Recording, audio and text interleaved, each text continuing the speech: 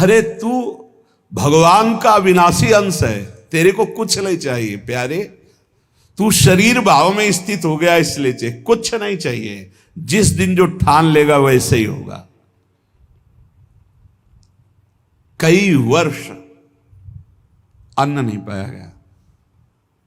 भ्रमण में क्या मिलता, कभी जब कोई पूछता वैसे तो उबली हुई आलू या इतना गुड़, या कभी कोई हफ्ता 10 दिन में दूध थोड़ा दे देता, कोई फर्क नहीं पड़ता। काफी समय तक भगवती भागीरथी के परम पावन दुग्ध का पान करके जैसा इस शरीर को बनाना चाहो 10 दिन केवल कष्ट लगता है। जैसे अन्न छोड़ो तो 10 दिन परेशानी, फलाहार छोड़ दो, केवल जल पे आ जाओ तो 10-15 दिन परेशानी। इसके बाद शरीर उसी में सेट हो जाएगा, वो उतने जल की खुराक में अपने जीवन को चलाने लगेगा। घबराते हो केवल कि ऐसा कैसे चल सकता है, सब सहन करने की कोशिश करो, सब सह लोगे। सच्ची मानिए, ये अच्छे अच्छे पदार्थ खाकर सुविधाजनक जीवन व्यतीत करके वो उच्च कोटि की अध्यात्म की ऊंचाई बहुत कठिन है, बहुत कठिन है।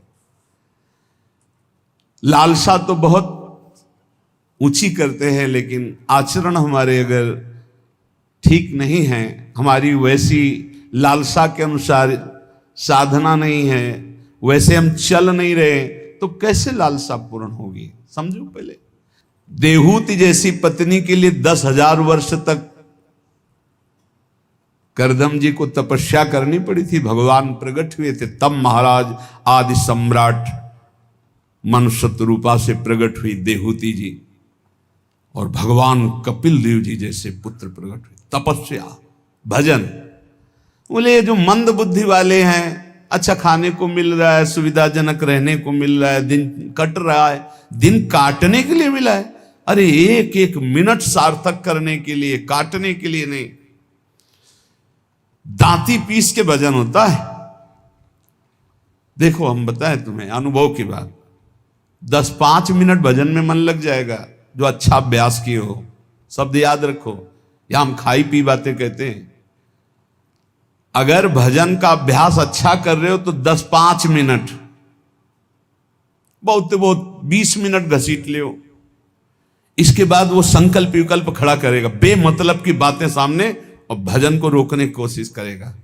चलाओ, एक मंत्र चलाना, दूसरा नहीं चलाना, एक पकड़ लो मंत्र। 20 मिनट के अंतर्गत आप हमारे अनुभव को देख लेना, एकदम दृश्य खड़े करना लगेगा। और ऐसा उल्टा चले गए, बस ऐसे होता है, दांती पीस के उसको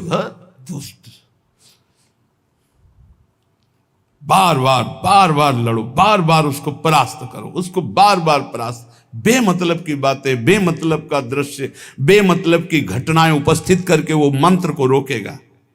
चलाओ, ये भगवत मार्ग की बात कह रहा हूं।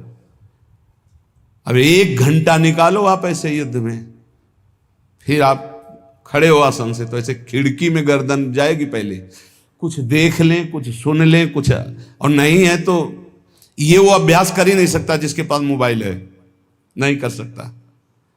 क्योंकि जब वो स्थिति आती है ना, दांती पीस के इसको जबरदस्ती बस में करने की, पक्का समझो ऐसे ही करना पड़ता है। तो उसको लगता कैसे मारो, तो लगता है इसी मंत्र से मारो, ये तभी वो विचलित होता है। बार बार बार बार बार बार पसीना आ जाता है, माथे पे नहीं, मन पे पसीना आ जाता है, थक जाता है। जब लस्त हो जाए, त्राहिमाम मच जाए, तब और जिद्दी बनकर मंत्र जप करो, अभी बस में हो जाए।